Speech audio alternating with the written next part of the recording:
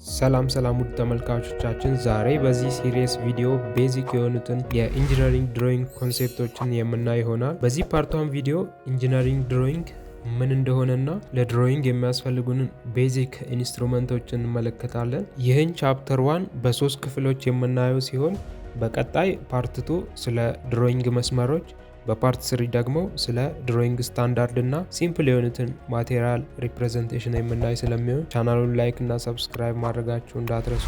በቅድሚያ ኢንጂነሪንግ ድሮይንግ ምንድን ነው የሚለውን ከመመልከታችን በፊት ድሮይንግ ስለሚባለው ነገር አንዳንድ ነገሮችን እንይ። ድሮይንግ ያው እንደምታውቁት ስዕል ማለት ነው። ስዕል ማለት የአንድ ነገር ወይም ሀሳብ ቪዥዋል ሪፕሬዘንቴሽን ነው። እንደምትመለከቱት ድሮይንግን ለሁለት እንከፍለዋለን፣ አርቲስቲክ ድሮይንግ እና ቴክኒካል ድሮይንግ።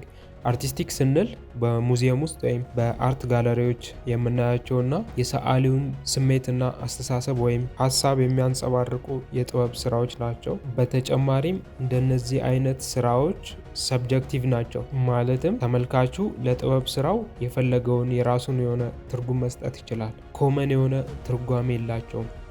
ግን ቴክኒካል ስንል ኢንጂነሮች እና ዲዛይነሮች አንዱን ፕሮዳክት ለማምረት ወይም የተለያዩ ችግሮችን ለመፍታት የሚጠቀሙበት ቋንቋ ነው። እናም ይህ ታይፕ ኦፍ ድሮይንግ ኦብጀክቲቭ ነው፣ ማለትም ሁሉም ኢንጂነር ለድሮይንጉ ተመሳሳይ የሆነ ትርጉም ነው የሚሰጡት። እናም ይህ ቴክኒካል ድሮይንግ ሁለት አይነት ቪዎችን ያካትታል። እነርሱም መልቲቪው ወይም ኦርቶግራፊክ ፕሮጀክሽን እና አይሶሜትሪክ ቪው እንላቸዋለን። መልቲቪው ድሮይንግ የምንለው በምስሉ ላይ እንደምትመለከቱት በ2D ዌይ የምናገኛቸው ናቸው። አሁን ለምሳሌ እንደ ኤግዛምፕል የአውሮፕላንን 2D ፒክቸር ብንመለከት ፍሮንት ቪው አለው። ከአውሮፕላኑ ፊት ለፊት ሆናችሁ የምታዩት ቪው ሳይድ ቪው አለው። ከአውሮፕላኑ አጠገብ ሆናችሁ የሚታያችሁ ነው።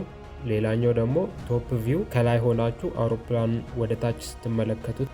ሌላኛው ቪው ያልነው ደግሞ አይሶሜትሪክ ቪው ወይም 3D እንለዋለን። አሁን ወደ ዋናው ቶፒካችን እንሂድና ኢንጂነሪንግ ድሮይንግ ምን ማለት እንደሆነ እንይ። ኢንጂነሪንግ ድሮይንግ ማለት የቴክኒካል ድሮይንግ አንዱ ታይፕ ሲሆን የአንድን ኦብጀክት ማሽን ወይም መረጃዎችን እንደ ሳይዝ እና ሼፕ ያሉትን የሚገልጽልን መሳሪያ ወይም ቱል ነው ማለት እንችላለን። ሞስትሊ ኢንጂነሮች፣ አርኪቴክቸሮች እና ዲዛይነሮች ሀሳባቸውን ወደ መሬት ለማውረድ ይጠቀሙበታል። አሁን ደግሞ ኢንጂነሪንግ ድሮይንግ ለምን አስፈላጊ እንደሆነ በምሳሌ ላሳያችሁ። ለምሳሌ ይህን የቪ ብሎክ ስፔሲፊኬሽን አንብቡትና ኦብጀክቱ ምን ሊመስል እንደሚችል መገመት ትችላላችሁ። ፈለጋችሁ ፖዝ አድርጋችሁ ማንበብ ትችላላችሁ። እንዳነበባችሁት አንድን ኦብጀክት ቃላትና ቁጥሮችን በመጠቀም ብቻ ሙሉ ለሙሉ መረዳት ሆነ ቪዥዋላይዝ ማድረግ በጣም ከባድ ነው። ነገር ግን እንደዚህ ከወርድ ላንጉዌጅ በተጨማሪ ግራፊክስ ላንጉዌጅ ስንጠቀም እቃውን ሙሉ ለሙሉ መረዳት እንችላለን። ሞር ይሄኛው ደግሞ ለመረዳት በጣም ቀላል ይሆናል።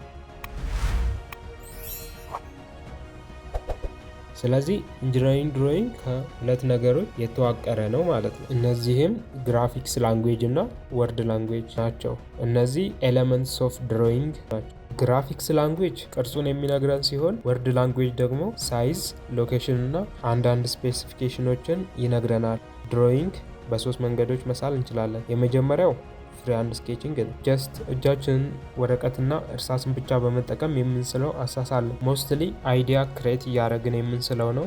ሁለተኛው መንገድ ደግሞ ኢንስትሩመንት ድሮይንግ እንለዋለን። ይህ አይነት ደግሞ የድሮይንግ መሳሪያዎች በመጠቀም የምንስላቸው ናቸው እና እነዚህ ድሮይንጎች በጣም ፕሪሳይስ እና አኪሬት መሆን አለባቸው። ሶስተኛው እና የመጨረሻው መንገድ ደግሞ ኮምፒውተር ኤድድ ድሮይንግ ወይም ካድ እንለዋለን። ሞደርን የሆነው የአሳሳል መንገድ ነው። እንደ ሶሊድ ወርክ እና አውቶካድ ያሉ ሶፍትዌሮችን በመጠቀም ኮምፒውተር ላይ ድሮ የምናደርጋቸው ናቸው። እነዚህም በጣም ፕሪሳይስ እና አኪሬት ናቸው። በተጨማሪም ድሮይንጋችን ላይ እንደፈለግን ኤዲቲንግ መስራት እንችላለን። እናም ይህ አይነቱ ድሮይንግ ለ3D ፕሪንተሮች መጠቀም እንችላለን። በመጨረሻም ስለ ድሮይንግ ኢንስትሩመንት አይተም ፓርት 1 እንጨርሳለን። አሁን ደግሞ ወደ 11 የሚሆኑ ቤዚክ ድሮይንግ ኢንስትሩመንቶችን እናያለን። እነርሱም ድሮይንግ ሺት፣ ድሮይንግ ቦርድ፣ ቲ ስኩዌር፣ ኮምፓስ፣ ዲቫይደር፣ ሴት ስኩዌር፣ ፕሮትራክተር፣ ፍሬንች ከርቭ፣ ቴምፕሌት፣ ፔንስል እና ኢሬዘር ናቸው።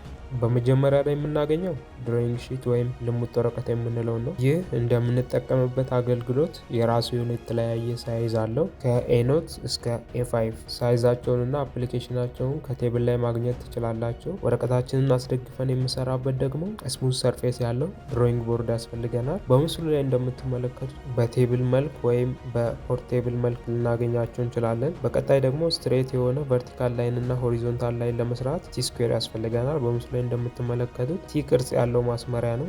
በአራተኛነት ሰርክልና አርክል ለመስራት የሚጠቅመን ኮምፓስ ነው። በምስሉ ላይ እንደምትመለከቱት ኮምፓሱን ስንይዘው በ15 ዲግሪ ዘንበል ማድረግ እንዳለብን ያሳየናል። አንድን ዲስታንስ ወደ ሌላ ቦታ ኮፒ ለማድረግ የሚጠቅመን ዲቫይደር ነው። በስድስተኛነት የምናገኘው ሴት ስኩዌር ወይም በሌላ ስሙ ትራያንግልስ በመባል ይታወቃል። በ30፣ 60፣ 45 እና 90 ዲግሪ አንግል እናገኛቸዋለን።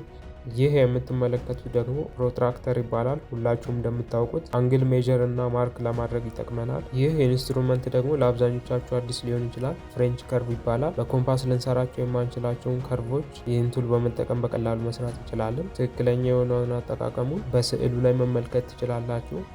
አሁን ደግሞ ስለ ቴምፕሌትስ እንመለከታለን። ይህ ስራችንን በጣም የሚያቀልልን መሳሪያ ነው። ከላዩ ላይ ብዙ የተለያዩ ቅርጾች ስላሉበት ስራችንን በፍጥነትና በጥራት እንድንሰራ ያገለግሉናል። በምስሉ ላይ እንደምትመለከቱት ለተለያዩ ፊልዶች የተለያዩ ቴምፕሌቶች ያስፈልጉናል። ሌላው በጣም ወሳኝ የሆነው ቱል እርሳስ ነው። እርሳሶችን በተለያየ ሊድ ሳይዝ እናገኛቸዋለን ከ9B እስከ 9H። ከእነዚህም ውስጥ አብዛኛውን ጊዜ የምንጠቀመው 2H ወይም HB ለወፍራም መስመር፣ 4Hን ደግሞ ለቀጭን መስመር እንጠቀምባቸዋለን። ሌላው ደግሞ ሜካኒካል ፔንስል ወይም ፊክሰር የምንላቸው ናቸው። እነዚህም በ0.5 እና በ0.7 ሊድ ሳይዝ እናገኛቸዋለን። ያው ላፒስ ምን እንደሆነ ሁላችሁም ታውቃላችሁ። ኢሬዚንግ ሺልድ ስንል ግን አንድን የተወሰነ ቦታን ብቻ መርጠን ለማጥፋት የሚጠቅመኝ ኢንስትሩመንት ነው። አብዛኛውን ጊዜ ይህን የምንጠቀመው ለትላልቅ ፕሮጀክቶች ነው። ምክንያቱም ስራችን የኒትነስ ችግር እንዳይኖርበት ማለት ነው። እሺ፣ በመጨረሻም እስከዚህ ድረስ ስለተከታተላችሁኝ በጣም አመሰግናለሁ። ጥያቄና አስተያየት ካላችሁ ኮሜንት ላይ ጻፉልኝ። በቀጣይ ፓርቱ ቪዲዮ ስለ ድሮይንግ ላይንስ ወይም መስመሮች እናያለን። ቪዲዮ ከተመቻችሁ ላይክ እና ሰብስክራይብ ማድረግ እንዳትረሱ። መልካም ጊዜ